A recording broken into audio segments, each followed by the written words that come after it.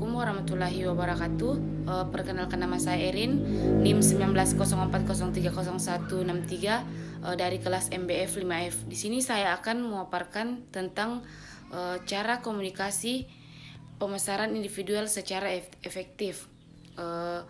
Sangat menentukan hasil kerja seseorang agen asuransi, apakah produk yang ditawarkan akan terjual atau tidak.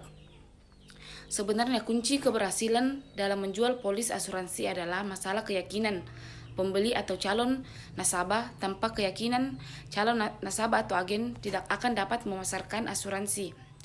Komunikasi pemasaran, sarana yang digunakan untuk menyampaikan informasi menyeluruh baik atau satu arah maupun dua arah mengenai produk dan merek atau perusahaan menggunakan berbagai media pendukung. Komunikasi pemasaran untuk menambah kesadaran masyarakat bahwa akan sebuah merek suatu produk perusahaan. Jadi sebagus apapun produk asuransi yang ditawarkan, jika agen tidak mampu meyakinkan prospek atau calon nasabah, maka penjualan tidak akan terjadi.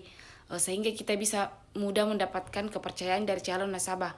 Apakah dengan memasarkan iklan di media seperti koran, televisi, atau internet? Cara memasarkan asuransi dengan memasang iklan seperti itu hanya akan membuat nama perusahaan asuransi itu wajib menjadi populer.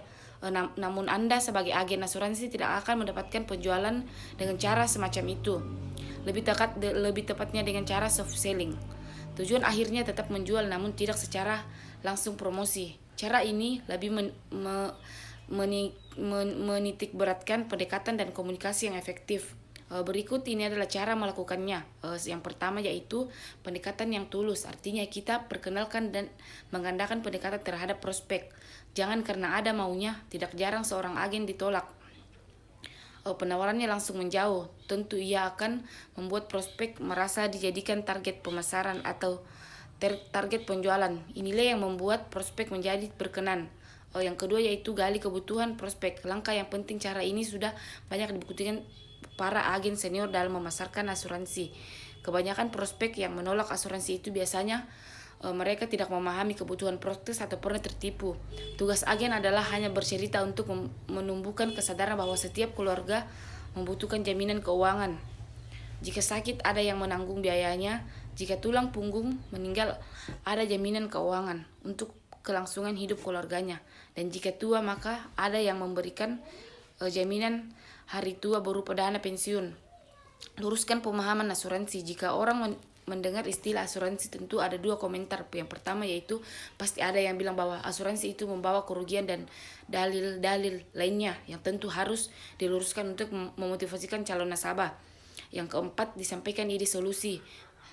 Apabila seseorang pernah tertipu, prospek yang sudah terbuka atau pemikirannya tentu akan menyenangkan manfaat apa yang akan diterima dari asuransi.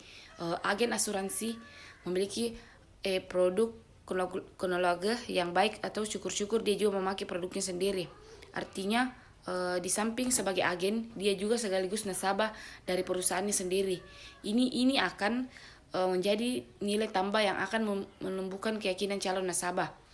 Yang kelima yaitu tunjukkan bukti dan kesaksian bahwa memberikan bukti adalah cara memasarkan atau menjual asuransi yang baik. Karena ini akan menjadi inspirasi dan motivasi bagi calon nasabah untuk mendapatkan manfaat asuransi jika terjadi risiko seperti bukti atau klaim yang ditunjukkan.